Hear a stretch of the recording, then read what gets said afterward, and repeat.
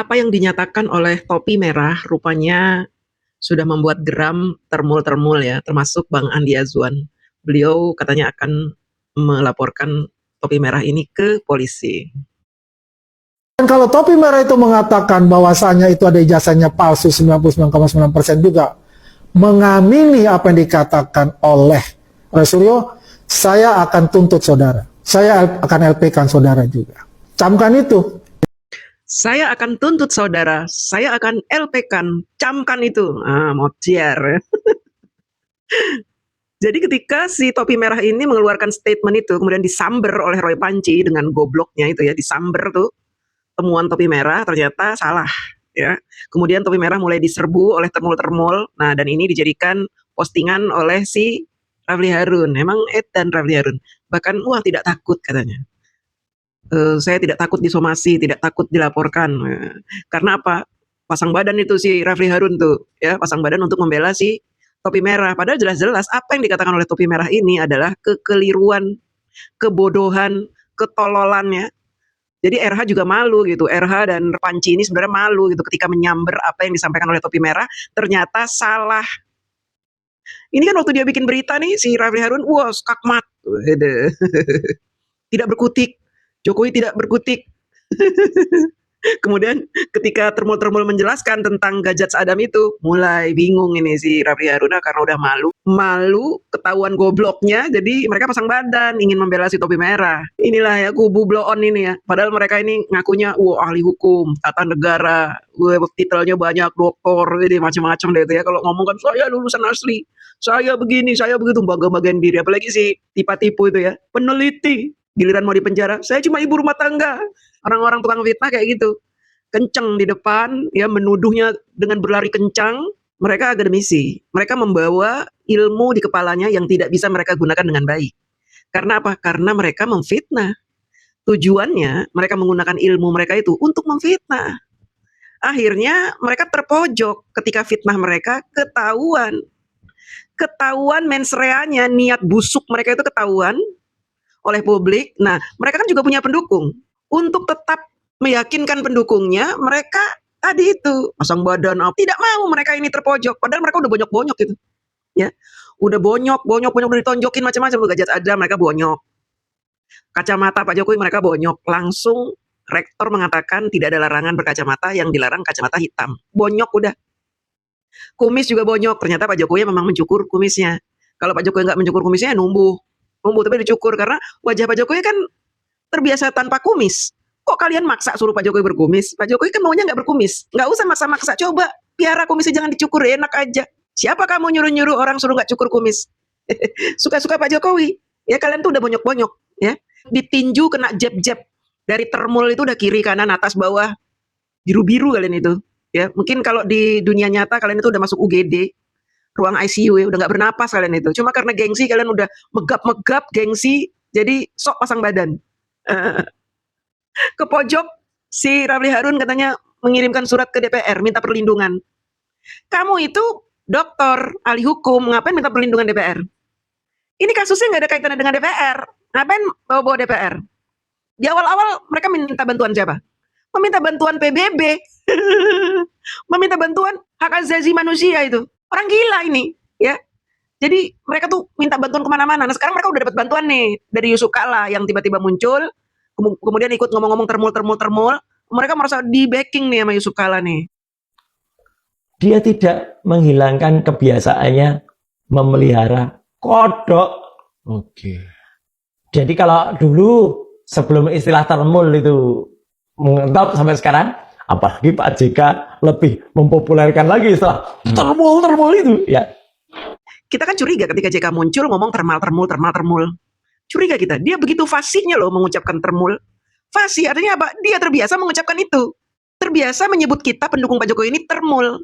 Artinya ya mereka sama-sama gitu. Berada di satu barisan. Saking malunya juga Pak JK ini, ya. Ikut nyemplung di kubangan yang bau pesing ini. Malu jadinya akhirnya masalahnya ke hal lain. Melaporkan tentang video dipotong itu. Padahal yang rame itu kan waktu dia ngomong termul itu. Kita semua udah tahu lah, kita kan bukan orang bodoh. Zaman sekarang ini sudah zaman keterbukaan. Semua berita tindak tanduk pejabat-pejabat itu terekam semua di internet. Kita kalau mau cari tindak tanduk pejabat-pejabat seluruh Indonesia, ada semua rekamannya di internet. Mereka dulu ngapain, mereka berada di pihak mana, mereka pernah ngapain, itu ada semua. Kalau dijembrengin itu borok-borok pejabat-pejabat di Indonesia itu banyak banget. Yang mereka tidak bisa temukan adalah boroknya Pak Jokowi. Sehingga keluar dari mulut mereka fitnah, sumpah serapah, hujatan, tuduhan. Karena mereka tidak bisa menemukan jejak digital Pak Jokowi yang tidak baik, tidak ada. Ya, apa? Yang ada mereka hanya mengada-ada. Contohnya si Roy Panci ini. Tiba-tiba karena dia malu dengan Gajah Adam itu, ya udah bonyok nih, badan mukanya bonyok ditonjokin sama termol soal Gajah Adam, dia mulai mengeluarkan isu lama tentang kecebong. Jokowi ini memang memelihara kodok. Kodok itu anaknya namanya cebong. Jadi waktu itu kalau di sosial media ada cebong dan kampret ya. Ya cebong-cebong itu bukan hanya secara dunia maya. Dunia nyata pun ada cebong-cebong. Kalau di masyarakat Jawa apa sih Mas? Pesugihan. Iya. Pesugihan itu artinya adalah hewan yang dipelihara agar orang itu sugih.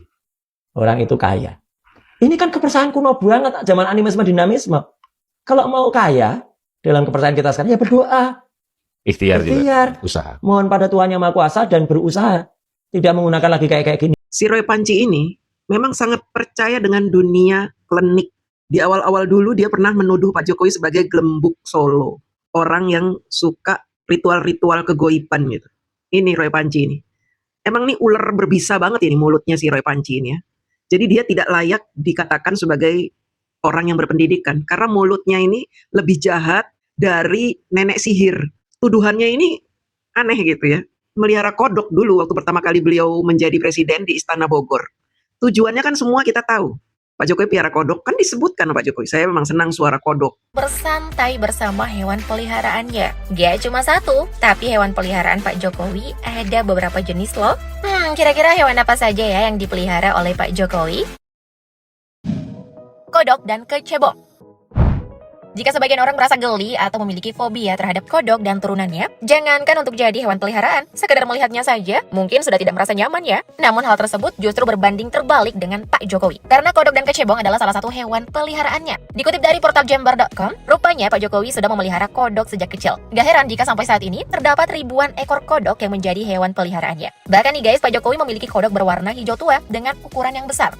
Tapi kok bisa Pak Jokowi memilih kodok sebagai hewan peliharaannya? Nah, ternyata nih guys, alasan Pak Jokowi memelihara kodok karena beliau menganggap suara kodok akan mengantarkannya pada suasana desa yang tenang. Beralih ke kecebong. Saking niatnya dalam memelihara kecebong, Pak Jokowi memiliki satu kolam khusus untuk kecebong. Bahkan hobinya memelihara kodok dan kecebong pernah viral di media sosial. Hal itu terjadi lantaran kedua putranya, Gibran dan Kaisang, meledek hobi sang ayah yang gemar memelihara kodok dan kecebong. Memang betul, kita kalau pulang kampung dengar suara kodok kan seneng ya.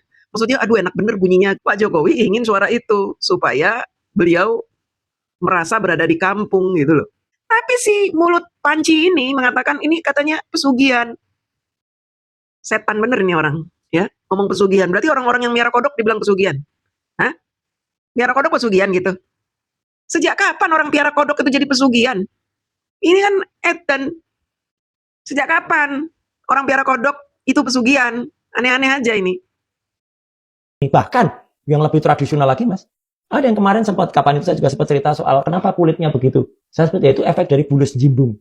Bulus jimbung itu kura-kura yang hidup di danau seputaran Surakarta itu ya.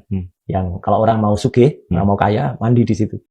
Kayaknya nanti kalau dia di penjara itu, dia gila di dalam penjara itu, tahu-tahu sendiri. Orang gila. Nanti kena karmanya jadi gila dia ini. Artinya kepercayaan kayak gini ada. Kepercayaan memelihara kodok, biawak, ya. Kalau ini merpati oke lah ya, ini simbol kedamaian, simbol ini oke. Tapi kalau kemudian kodok ini kata betul ini. Nah itu kan, Mas Roy, tapi kan sudah jadi presiden, buat apa pesugihan? dia kan nggak bisa menghilangkan itu. Mas juga dengar kan, ketika di Istana Bogor, dia juga membawa bantal guling kasurnya juga kan.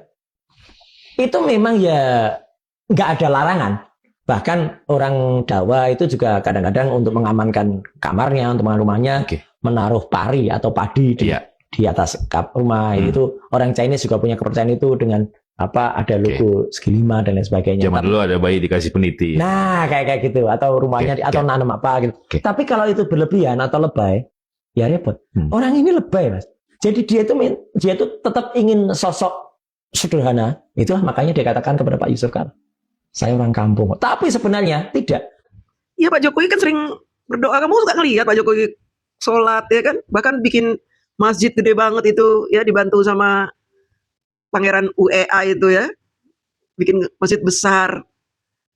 Apa maksudnya ini? Bahkan di Arab itu nama Pak Jokowi itu terkenal, di Arab itu terkenal. Ada juga dibuatkan masjid bernama Joko Widodo.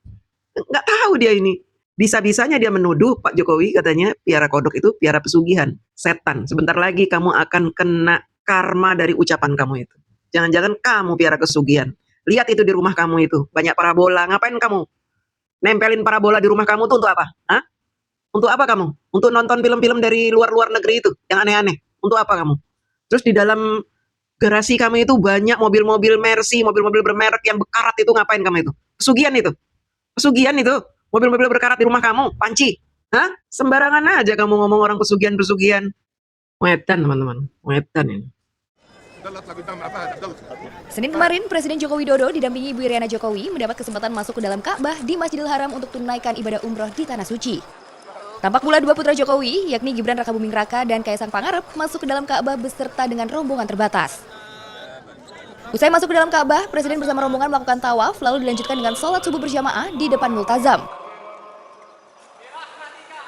Usai sholat, Presiden bersama rombongan melaksanakan sa'i. Di akhir ibadah umrohnya, rombongan Presiden melakukan tahalul pada pukul 6.37 waktu setempat. Kalau kamu orang Islam, Panci, dan pendukung Panci, ya, kalau kamu benar-benar Muslim, tentu kamu tahu. Orang yang musyrik, yang melakukan perbuatan-perbuatan di luar ajaran agama Islam, seperti melakukan hal-hal kemusyrikan seperti yang kamu sebutkan itu, sugihan, nyantet gitu ya, seperti kamu itu nggak akan bisa masuk ke dalam Ka'bah. Ngelihat aja nggak bisa, apalagi masuk ke dalamnya. Harus kamu paham itu, ya, kalau kamu benar-benar Muslim. Justru saya meragukan keislaman kamu, Panci. Jangan-jangan kamu sejenis apa ini? Orang nggak punya agama. Karena kamu mau fitnah aja nggak takut. Menuduh nggak takut.